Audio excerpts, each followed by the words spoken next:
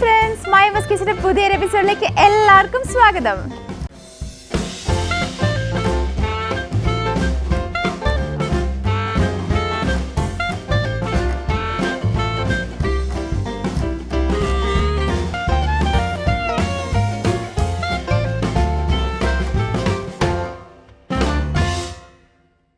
ഞാൻ മെറി, ഞാൻ നല്ലൊരു റെസിപ്പി ആയിട്ടാണ് വീണ്ടും വന്നിരിക്കുന്നത്. പിന്നെ എന്തൊക്കെയുണ്ട് വിശേഷങ്ങൾ? എല്ലാവർക്കും സുഖമാണല്ലോ അല്ലേ? പിന്നെ ഞങ്ങളോട് കുറേ പേരൊക്കെ ചോദിച്ചിട്ടുണ്ടായിരുന്നു പാർക്കുട്ടീനെ വീഡിയോസിലൊന്നും കാണുന്നില്ലല്ലോ എന്നൊക്കെ. അപ്പം അതിനെല്ലാം ഒരു സൊല്യൂഷനായിട്ടാണ് നമ്മൾ കഴിഞ്ഞ വീഡിയോ പാർക്കുട്ടീനെ വെച്ച് ചെയ്തിരിക്കുന്നത്. അതിൽ അവൾക്ക് കിട്ടിയ കുഞ്ഞു കുഞ്ഞു ഗിഫ്റ്റ്സും കുഞ്ഞു കുഞ്ഞു ഡ്രസ്സസും ഒക്കെയാണ് കാണിച്ചിരിക്കുന്നത്.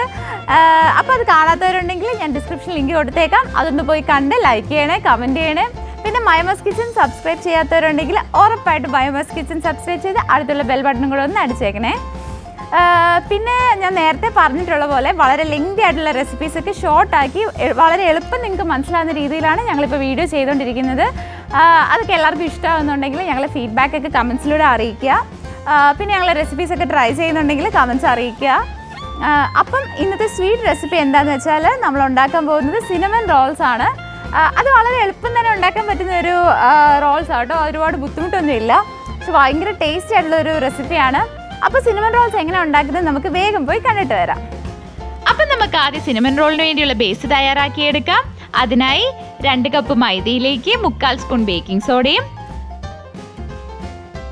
ആവശ്യത്തിന് ഉപ്പും 4 സ്പൂൺ ഐസിങ് ഷുഗറും കൂടെ ചേർത്ത് നല്ലപോലെ ഒന്ന് മിക്സ് ചെയ്ത് കൊടുക്കാം.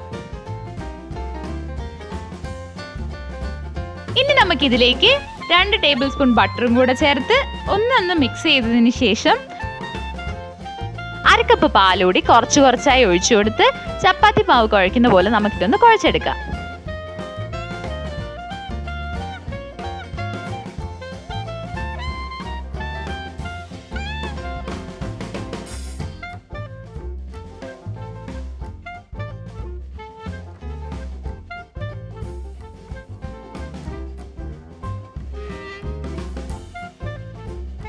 ഇനി നമുക്ക് ഈ മാവ് ഒന്ന് നീളത്തിൽ പരത്തിയെടുക്കാം.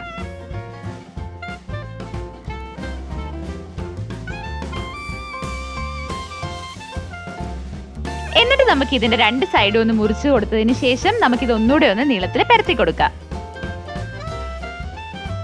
എന്നിട്ട് നമുക്ക് കുറച്ച് അൺസോൾട്ടഡ് ബട്ടർ കൂടി മാവിലേക്ക് ഒന്ന് ബ്രഷ് ചെയ്ത് കൊടുക്കാം. ഇനി നമുക്ക് 1/2 കപ്പ് കറുവാപ്പട്ടയും 1/2 കപ്പ് ബ്രൗൺ ഷുഗർ പൊടിച്ചതും കൂടെ ചേർത്ത് ഈ മാവിലേക്ക് ഒന്ന് സ്പ്രെഡ് ചെയ്ത് കൊടുക്കാം.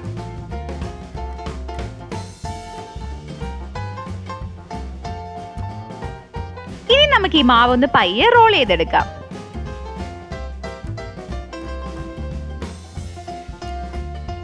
ഇനി നമുക്ക് ഈ റോൾസ് ഒന്ന് ബേക്ക് ചെയ്യാനുള്ള പാൻ ഒന്ന് ബട്ടറും മൈദ ഇട്ടൊന്ന് ഗ്രീസ് ചെയ്തെടുക്കാം.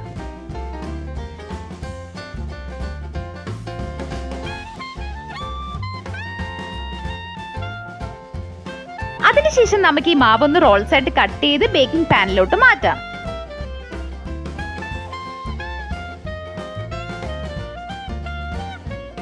ഇനി ഇതൊന്ന് ബേക്ക് ചെയ്യുന്നതിന് മുമ്പ് നമുക്ക് ഈ റോൾസിന്റെ മുകളിലോട്ട് കുറച്ച് പാല് കൂടി ഒന്ന് ബ്രഷ് ചെയ്ത് കൊടുക്കാം.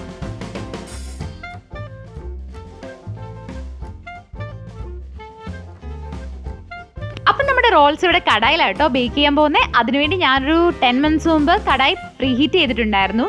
ഇനി നമുക്ക് ഈ ബേക്കിംഗ് പാൻ വെച്ച് ഒരു 45 മിനിറ്റ്സ് ലോ ഫ്ലെയിമിൽ റോൾസ് ഒക്കെ ഒന്ന് ബേക്ക് ചെയ്തെടുക്കാം.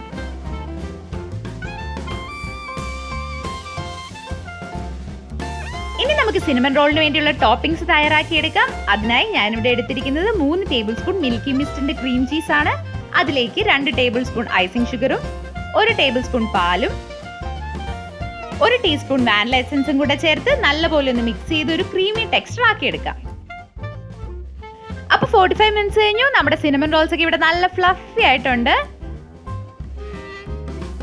ഇനി നമുക്ക് ഇതിലേക്ക് നമ്മുടെ ടോപ്പിംഗ്സ് കൂടെ ഒഴിച്ചു കൊടുത്താൽ നല്ല ടേസ്റ്റി സിനമൺ റോൾസ് ഇവിടെ റെഡിയായി.